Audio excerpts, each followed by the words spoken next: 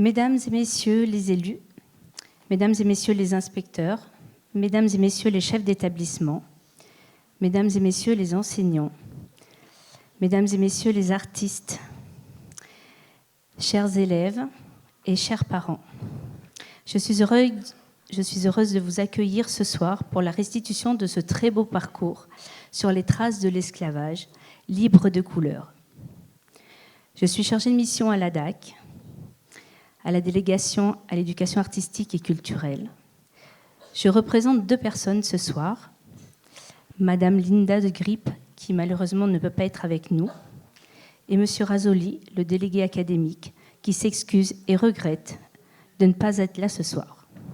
Mais il a laissé à votre destination, les élèves, un mot qu'il m'a transmis et que je vais donc vous lire. Chers élèves, vous avez passé une année à vous pencher sur l'esclavage colonial dans le cadre du projet dont nous verrons aujourd'hui la restitution. Si vos enseignants ont choisi de travailler sur ce thème, c'est que, malheureusement, l'esclavage a marqué l'histoire de la France. Pendant des siècles, des millions de femmes et d'hommes et d'enfants ont été arrachés à leurs terres, réduits en esclavage, privés de leur liberté et de leur dignité, avant que l'esclavage ne soit définitivement aboli dans notre pays au milieu du XIXe siècle. Cette histoire est ancienne et tant mieux, mais c'est aussi la nôtre, car nous en sommes les dépositaires. Il est de notre devoir de la transmettre, de ne pas oublier, non pas pour chercher les coupables, mais pour comprendre, réfléchir et agir. La défense de la dignité et de la liberté n'est pas liée à une période historique lointaine. Elle est notre devoir de citoyen et tout simplement d'être humain.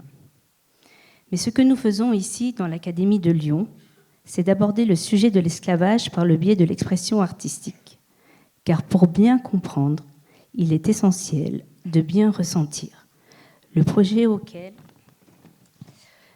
auquel vous avez participé consiste à vous permettre de vous plonger dans la vie des figures du passé, de vous figurer ce qu'elles ont vécu dans leur corps, de façon à mesurer toute l'importance de ce qui a eu lieu, de faire vivre le passé dans notre vie au présent. Cela porte un nom, on appelle ça la mémoire. C'est ce qui nous relie mentalement au passé et nous permettant d'imaginer le futur que l'on veut faire advenir. Je vous remercie au nom de Madame la rectrice d'Académie, les chefs d'établissement, vos enseignants, dont l'engagement est indispensable et qui sont au quotidien les garants de tout l'édifice de l'école. Je remercie aussi les structures culturelles qui ont accepté d'être à nos côtés dans ce projet. Je remercie particulièrement les artistes qui vous ont donné accès à leur univers pour cette mémoire que soit toujours vivante. Je remercie bien entendu Serge Folly qui sera le maître de cérémonie de cette restitution. Je vous remercie enfin, chers élèves, car c'est sur vous que tout repose. La restitution de ce soir, bien sûr, mais surtout l'avenir de votre pays, de notre humanité. Prenez-en soin.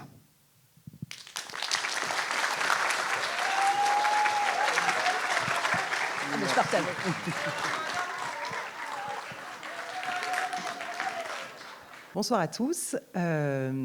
Je vais introduire cette soirée par un extrait vidéo qui a été réalisé par une classe de 4e du collège Jean Jaurès à Villeurbanne. Voilà, j'ai monté avec eux une partie danse. Il devait y avoir une deuxième partie avec une moitié de groupe qui devait se faire sur scène. Et voilà, beaucoup d'événements ont fait que du coup, il n'y aura que la vidéo. Voilà, donc on pourra quand même les applaudir à distance. Et voilà. Je veux quand même... Oh, pardon. Merci, vous pouvez les applaudir avant.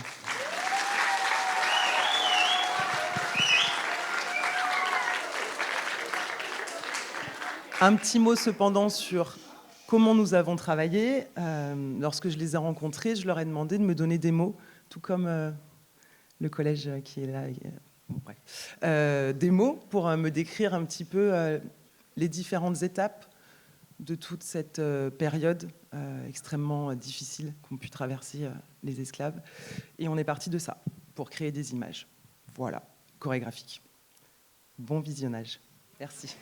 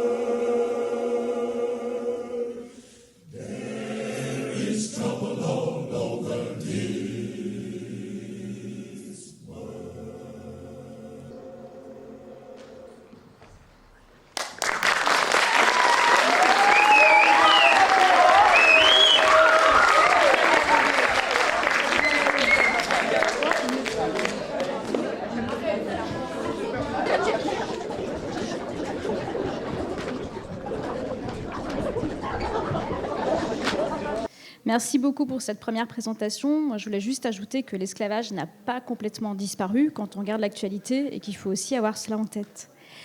Nous avons travaillé, nous sommes le lycée Faïs à Villeurbanne, nous sommes un lycée polyvalent dans le quartier de Cusset et nous avons travaillé à la fois en histoire-géographie et en littérature. En histoire, ils ont étudié beaucoup de figures représentant la lutte contre l'esclavage et en français, nous avons travaillé sur Candide de Voltaire, un classique, et aussi sur l'île des esclaves de Marivaux. Mais c'est surtout à partir de Candide de Voltaire que les élèves ont rédigé leurs propres textes. C'est la raison pour laquelle vous allez trouver les personnages de Candide et de Pangloss. Ils ont fait un spectacle en 3 parties. Dans la première partie, ils reprennent le personnage de Pangloss en donnant son point de vue. Et Pangloss se rend compte que l'esclavage, finalement, est une mauvaise chose. Dans la deuxième partie, ils ont imaginé ce que pourrait être le personnage de Candide et de Pangloss aujourd'hui. Et dans une dernière partie, ils ont écrit des textes plus poétiques dont le refrain est « Je veux briser mes chaînes ». On commence.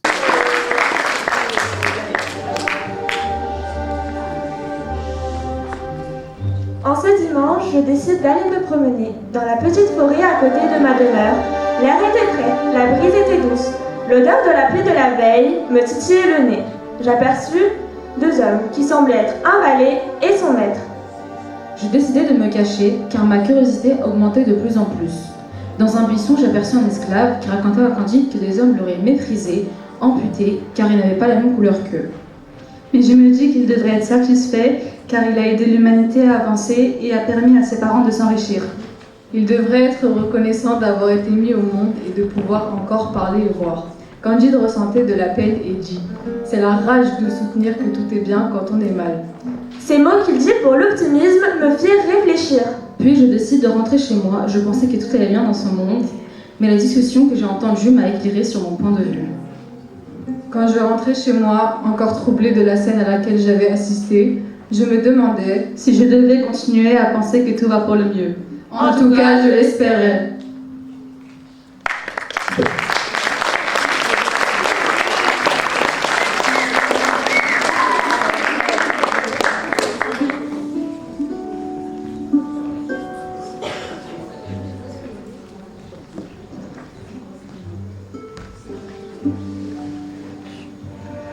Cher journal, aujourd'hui, depuis une cachette, j'ai assisté à une scène qui a brisé ma raison et ma façon de penser. J'étais caché dans un buisson près du chemin et j'ai vu Candide parler avec un homme. Cet homme était un esclave, un pauvre nègre du Suriname. J'ai été horrifié. Il lui manquait une main et une jambe. Il disait à Candide que c'est la règle. Si l'on travaille mal, on perd une main. Si l'on essaie de s'enfuir, on perd une jambe. Tout ça pour que nous puissions manger du sucre en Europe.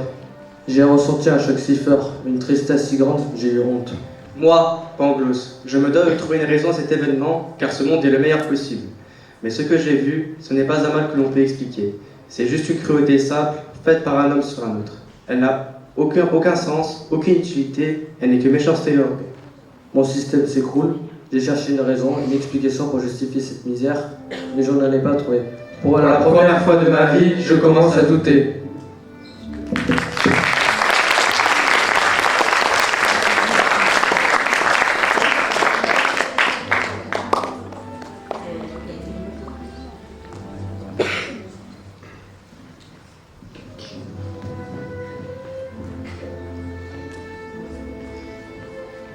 Candide marchait dans une grande ville moderne, éclairée par 1000 écrans lumineux.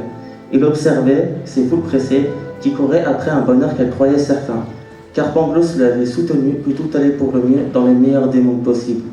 C'est alors qu'il aperçut, assis sur un banc, un jeune homme noir, au regard sombre, dont les mains tremblaient encore d'une injustice récente. Candide s'approcha et dit « Monsieur, vous semblez si triste dans un monde si admirable, que se passe-t-il » Le jeune homme noir s'exclama. Ce qui arrive à beaucoup, mais dont on ne parle pas. Hier encore, j'ai été arrêté devant chez moi à cause de ma culpabilité. Pangloss m'avait pourtant assuré que tous les hommes étaient égaux. Égalité, je voudrais y croire, mais on me la refuse chaque jour. On change de trottoir quand on me croise, on m'a même refusé un emploi car ça ne plairait pas à la clientèle. C'est terrible, moi qui pensais que l'égalité était partout. C'est injuste qu'on vous traite ainsi, c'est injuste qu'on vous traite ainsi, c'est injuste qu'on vous juge à cause de votre couleur de peau, c'est injuste qu'on vous prive de votre liberté. Candide fut touché, il comprit que malgré tous les progrès de notre monde, certaines injustices persistent.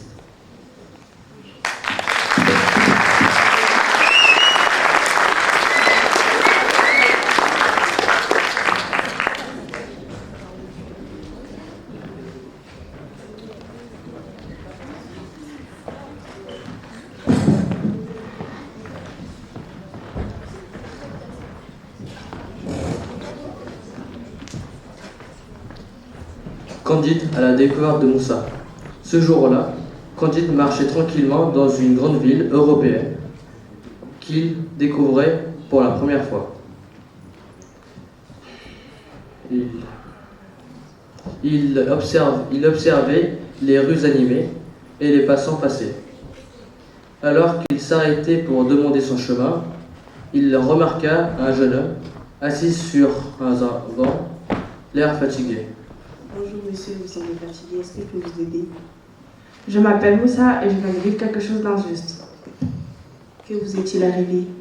J'avais un entretien pour un travail ce matin et le responsable m'a à peine laissé parler. Il m'a dit que le poste était déjà pris, mais juste après moi, un autre candidat est rentré et être accueilli avec un grand sourire. Je ne peux pas m'empêcher de penser que c'est à cause de ma couleur de peau. Cela me semble très étrange. Dans mon pays, on m'a appris que tout le monde était égal. Comment peut-on juger quelqu'un sans même le connaître? C'est fréquent, on me regarde parfois avec méfiance dans la rue. Les policiers m'arrêtent plus souvent que mes amis les blancs. C'est épuisant.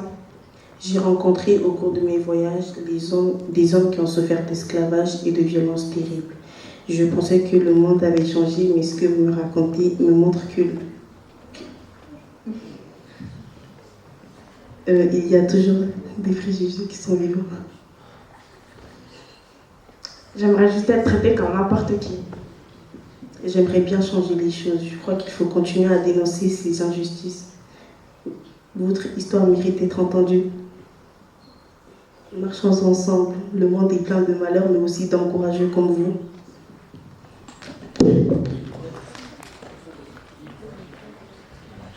Ils continuèrent leur route, côte à côte, déterminés à croire que l'avenir est plus juste.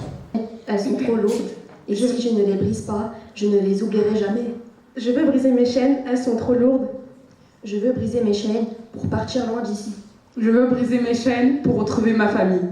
Je veux briser mes chaînes, laisser derrière moi mes peurs anciennes. Je veux briser mes chaînes, je souris mais je subis. Je veux briser mes chaînes, m'enfuir d'ici où l'on m'interdit d'apprendre. M'enfuir d'ici où l'on m'interdit d'apprendre, d'exister, de là où je ne suis pas maître de mon destin. Je veux briser mes chaînes et reprendre le contrôle de ma vie.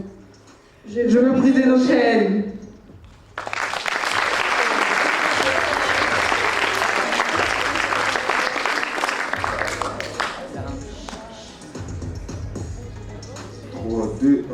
Je veux briser mes chaînes. Laisser derrière moi mes peurs anciennes, marcher vers la lumière. Je veux briser mes chaînes. Car je connais l'histoire de mon peuple, le respect ancestral. Je veux briser mes chaînes. Déployer mes ailes pour prendre mon propre vol. Je veux briser mes chaînes. Pour être libre, simplement libre. Je veux briser mes chaînes. Pour effacer mes peurs. Je veux briser mes chaînes. Le collège Lamartine de Villeurbanne. Ah, c'est mieux. Voilà. Les élèves se sont beaucoup appliqués à travailler sur le thème de l'esclavage. En histoire-géographie, en anglais ainsi qu'en français. Merci pour votre soutien et merci de les encourager. Alors moi je voudrais faire une spéciale dédicace à Sabine qui a été là tout au long et qui nous a encouragés, qui a été bienveillante et qui a su faire en sorte que les élèves progressent petit à petit. Et voilà, un grand merci à elle. On peut l'applaudir. Merci. Merci. Le titre de notre spectacle donc s'intitule La boîte noire de nos mémoires.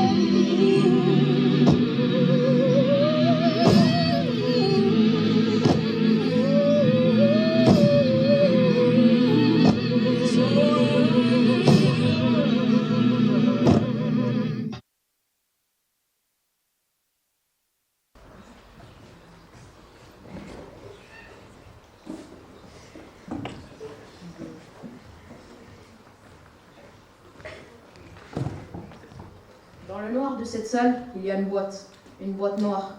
Elle ne contient ni objet, ni trésor. Elle renferme des voix, des noms, des histoires individuelles qui tristement ont aussi formé l'histoire collective, l'esclavage.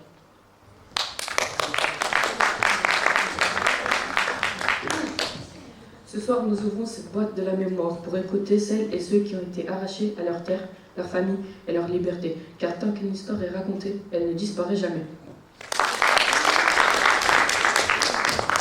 Dans cette boîte, la première chose que l'on entend, ce sont des pas, des cris, des portes que l'on force. Avant les bâtonnets grillés, avant les chiennes, il y a eu les rafles. Parmi eux, un enfant nommé Olada Equiano. Je suis Olada Equiano et j'ai été enlevée à seulement 10 ans par des brigands. Mes parents m'avaient averti sur le fait que des brigands venaient enlever des enfants. Un jour, lorsque j'étais restée seule à la maison, 2 hommes et une femme escaladèrent nos murs et en un instant me lièrent les mains et me prirent dans la forêt avec eux. J'ai été revendue aux enchères et fini ma vie comme esclave. Quand on enlève un être humain, on lui prend plus que son corps, on lui prend sa vie, son âme, sa liberté, son nom. Writing on the wall, writing on the wall, writing on the wall, writing on the wall, writing on the wall, writing on the wall, writing on the wall, writing on the wall, writing on the wall, writing on the wall, writing on the wall, writing on the wall, writing on the wall, writing on the wall, writing on the wall, writing on the wall, writing on the wall, writing on the wall, writing on the wall,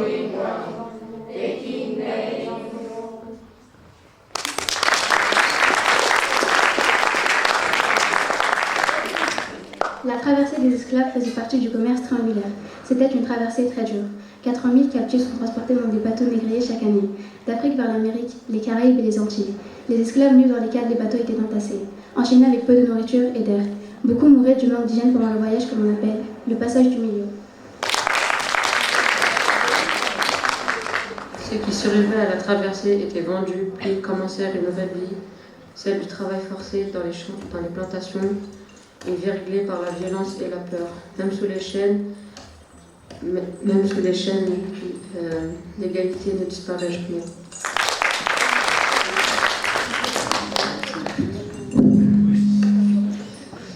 L'esclavage sur le continent américain ont perduré du XVIe au XIXe siècle. Les hommes et les femmes sont réduits en esclavage et ils n'ont jamais subi leur sort en silence. Leur préoccupation première est de survivre. Malgré tout, ils cherchent des moyens pour atténuer l'oppression de leur maître. Par exemple, saboter ou ralentir le travail, incendier des champs de coton, faire semblant d'être malade ou s'enfuir. Ça s'appelle le marronnage. Il y a une manière pour résister à l'oppression de leur maître. Cette manière est le chant. Dans les champs de coton, les esclaves chantaient. Ce sont les négros spirituals. Ils leur donnaient du courage et les permettaient de rêver de liberté.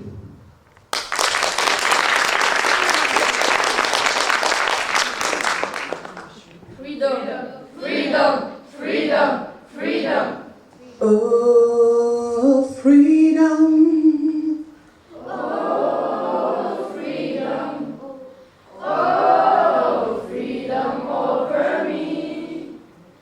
And before I be a slave, I'll be buried in my grave and go home to my Lord and be free. Les chants permettaient aussi de transmettre les messages secrets que les mains ne pouvaient pas comprendre. Certaines chansons donnaient des indications pour s'échapper ou rejoindre des endroits. Par exemple, les mots river ou water pouvaient en réalité parler du chemin vers la liberté.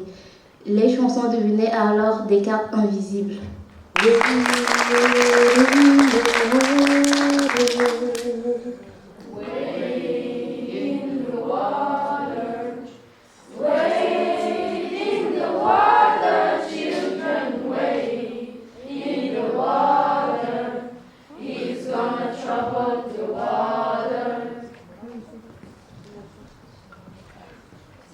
Parmi eux, un homme allait devenir le symbole de cette lutte, toussant l'ouverture. Ancien esclave devenu un grand chef de la révolte à Saint-Domingue, sa forme de résistance était surtout militaire et politique. Il organisait des armées, dirigeait des combats et essayait de négocier avec de grandes puissances européennes. Grâce à son courage, il a joué un rôle très important dans l'abolition de l'esclavage dans cette colonie. Des années plus tard, d'autres poursuivent ce combat. Aux États-Unis, une femme devient symbole de courage et de liberté.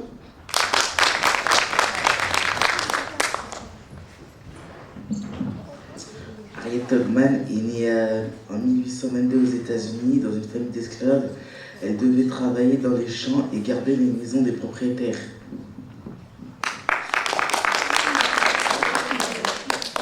Son enfance a été très difficile et lui donne plus tard la force de lutter contre l'esclavage.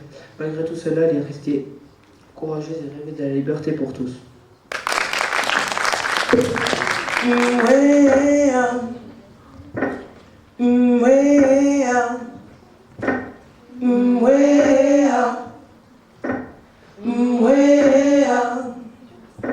Stand up, take my people with me. Together we are going to a brand new home.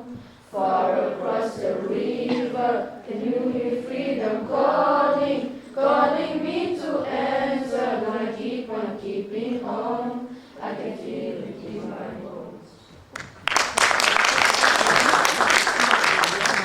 L'esclavage est aboli, mais aujourd'hui, il y a au moins 50 millions d'enfants qui subissent encore ces horreurs. Aujourd'hui, on a tendance à penser que les horreurs de l'esclavage font partie du passé, mais ce n'est malheureusement pas le cas. Dans certains pays, les enfants sont envoyés de force dans des groupes armés. Ils sont forcés de tuer de nombreuses personnes, comme en Afrique, au Congo ou encore la Somalie.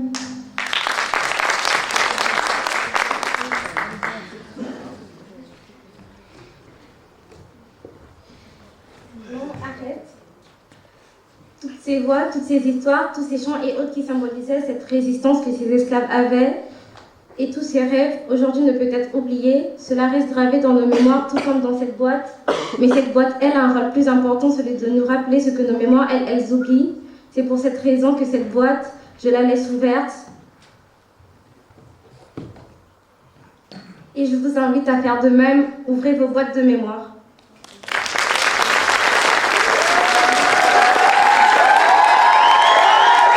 Depuis le mois de novembre, les élèves de 3e 2 du collège Elsa Triolet ont suivi les femmes sur les traces de l'esclavage pour retrouver des voix qu'on entend peu, celles des femmes et des filles en esclavage qu'ils ont pu découvrir en anglais, enseignement moral et civique, français et éducation musicale.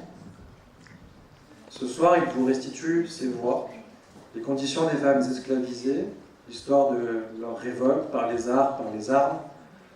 Ce soir, il vous raconte la fuite, le marronnage, la liberté.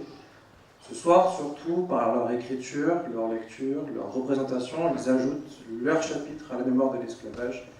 Nous sommes fiers de vous présenter les élèves de 3e 2 du collège Elsa Triolet de Vénissieux. À présent, c'est comme si vous alliez dans le recoin le plus obscur, comme si vous marchiez dans l'endroit le plus éloigné que vous puissiez imaginer, plus loin que loin, car désormais vous êtes noir. Ce n'est pas seulement le féminin de noir, c'est le bout de l'obscurité. Vous êtes une femme, donc moins qu'un homme. Vous êtes noir, donc moins que rien. Qu'y a-t-il auprès de la femme noire? Personne n'est revenu le dire. They talk people far from home, their rocky pain and felt alone, but hope still burning behind our eyes. Still I rise. They try to break the human soul, to make us slaves, to take control. The heart remembers the spirit gives. Still I rise.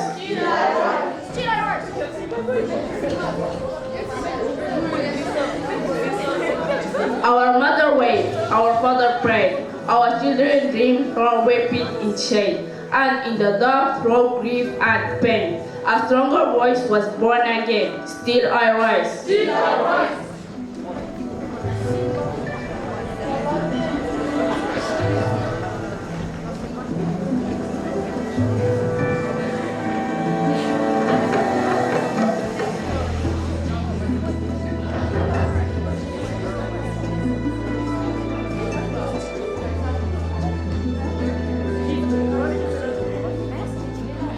I fall down. It's hard. Life is tough.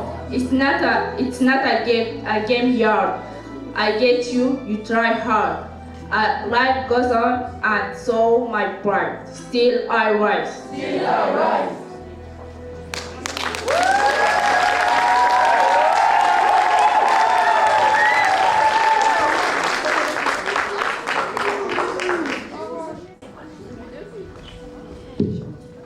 Pourquoi je ne pourrais pas jouer comme les enfants de mon âge?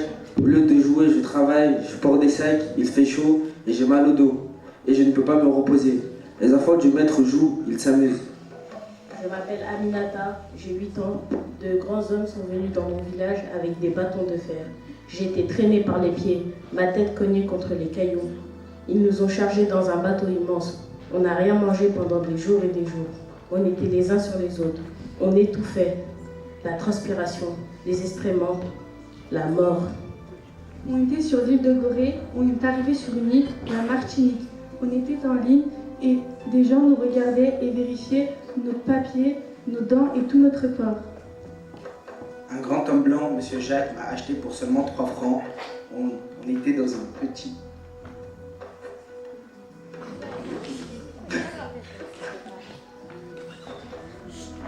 Je dormais sur une petite natte et je mangeais qu'un seul morceau de pain par jour. Mais si je faisais bien mon travail, j'avais le roi un bol de riz. Et dès que le soleil se lève, je pars toute la journée ramasser des cannes à sucre. J'ai beaucoup de mal à porter les cannes à sucre car elles sont plus grandes et plus lourdes que moi. À force, j'ai mal au dos, il est à vif. Je me fais fouetter si je fais mal mon travail. Si je pleure ou que je me mette à genoux quand ils me tapent, ils me font subir pire encore. Je me sens seule, je suis triste, j'ai la haine.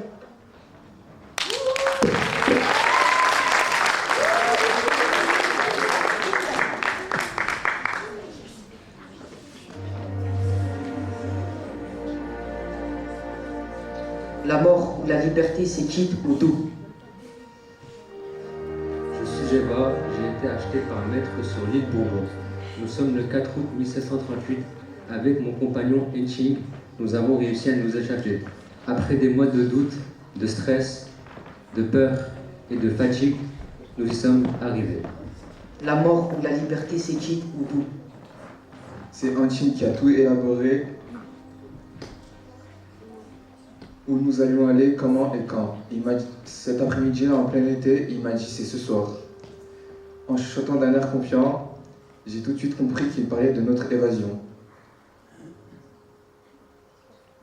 La mort ou la liberté, c'est quitte ou double.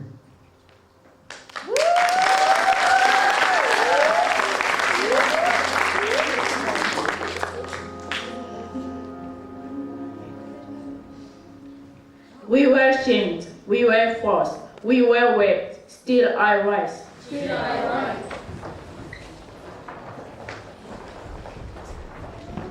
Black people were imperial, black people were killed, black people were poorly irrigated, still I rise. Still I rise. We were separated, we can't marry, we can't live like white, still I rise. Alors, bonsoir à tous, nous sommes le collège Clément Marot, dont je me fais le modeste porte-parole ce soir pour vous présenter le travail réalisé par nos élèves de 4e 5 dans le cadre du projet sur les traces de l'esclavage libre de couleur. Projet qui, je l'espère, sera porteur pour eux, pour nous, pour aujourd'hui, pour demain. C'est un travail qui a été réalisé de façon interdisciplinaire, notamment en art plastique, où les élèves ont pu créer des masques, des émotions. Vous pouvez, je pense, en voir quelques-uns derrière moi. Des masques d'argile, cirés, patinés, mais aussi en lettres, avec un travail autour de témoignages d'esclaves, en histoire-géographie, pour poser le contexte historique, notamment, mais aussi en anglais, avec un travail sur l'esclavage aux États-Unis et l'écriture d'une chanson qui a été ensuite mise en musique et en voix par notre collègue Madame Robin, qui est là, je la salue, et en EPS, pour un travail de chorégraphie. Et je tenais également à remercier Émilie Audin qui nous a accompagnés dans ce projet, qui a porté nos élèves leurs idées. Je leur laisse la place, je vous laisse découvrir leur travail. Ils sont engagés toute l'année avec sérieux, avec conviction, et je me tais donc pour leur laisser la place.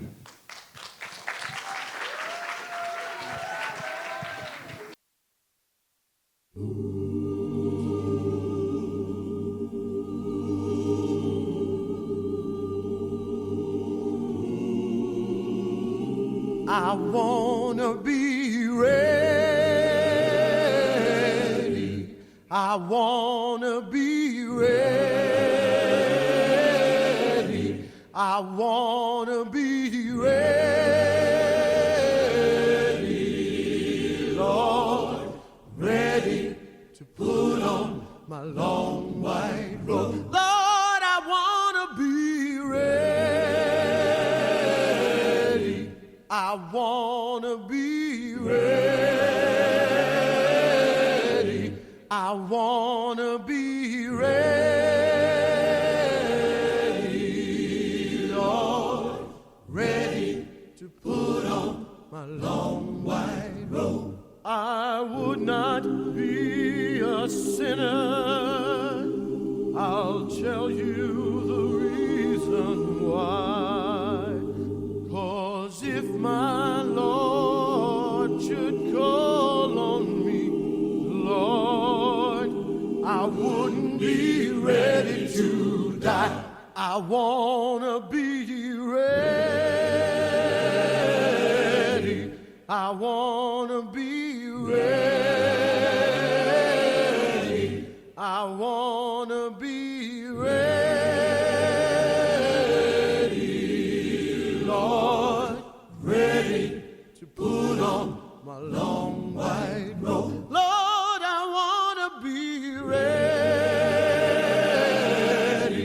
I wanna be ready. I wanna be ready, Lord, ready to put on my long white robe. I would not be a gambler. I'll tell you the reason why. 'Cause if my Lord should call on me, Lord, I wouldn't be ready to die. I wanna be ready. I wanna be ready. Lord, I wanna be ready. Lord, ready to put on my long white robe. Be ready to put on my long white robe. Just ready to put on my long white robe.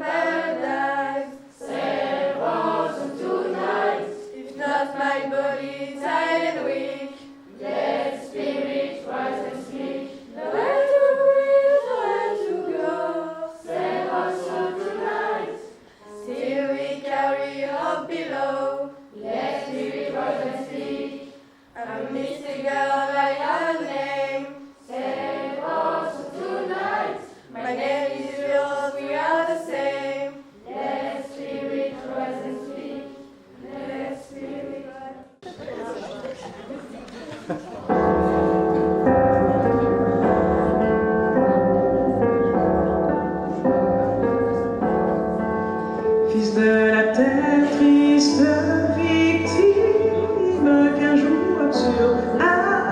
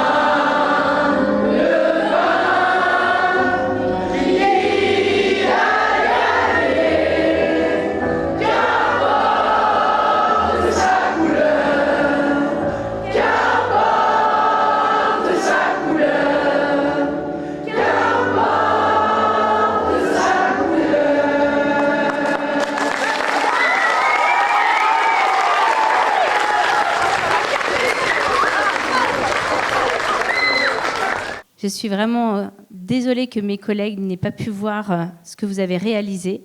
C'était entre la répétition et ce qui a été fait. C'était le jour et la nuit et vous avez été très, très sérieux. Et vous avez fait passer de très beaux messages. Et l'importance de tous ces projets d'éducation artistique et culturelle, c'est justement cette diversité que vous avez pu proposer. Des écritures, de la chorégraphie, des choses que vous avez imaginées, des masques que vous avez réalisés et tout ce que vous avez pu faire dans toutes les disciplines que vous avez travaillées. Cette richesse, gardez-la, ne la perdez pas et essaimez-la, c'est-à-dire répandez-la au maximum. Vous pouvez être fiers de vous et je pense que vous pouvez vous applaudir encore une fois.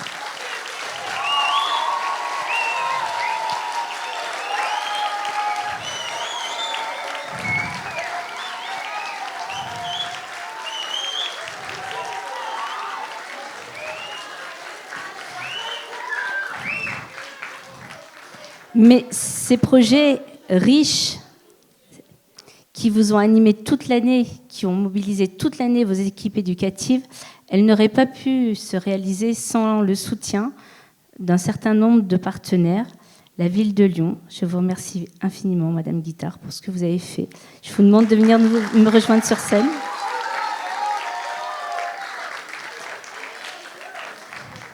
La Fondation pour la mémoire et l'esclavage, je ne sais pas si j'ai des représentants, mais s'ils sont là, ils sont les bienvenus. La Maison des Outre-mer. Et puis, sans oublier tous les artistes, Serge, Sabine, Émilie. Je vous demande de venir.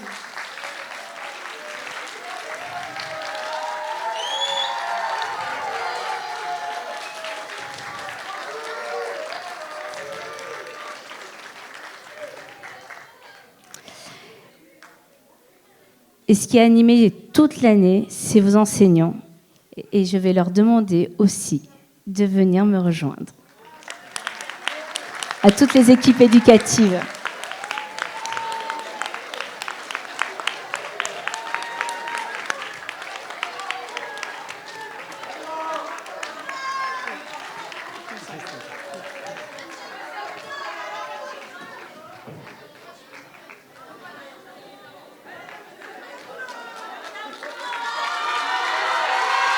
Vous pouvez les applaudir.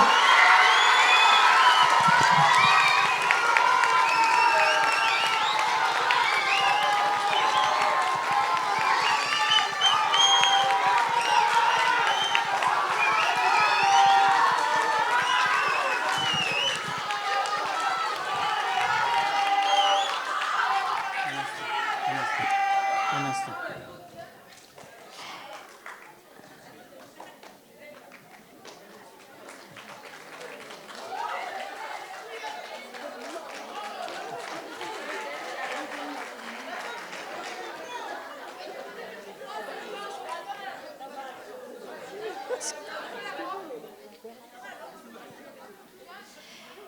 Je voudrais remercier ceux qui vous ont mis en lumière ce soir, c'est-à-dire toutes les personnes à la technique, à la régie, que ça soit derrière, que ça soit en haut, que ça soit dans tous les sens.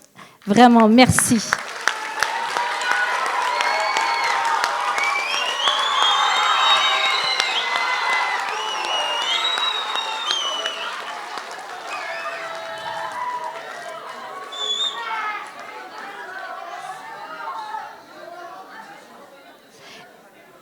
Et je voudrais remercier et saluer l'équipe de sécurité du rectorat qui est venue prêter main forte, voilà, et qui a permis que tout se déplace.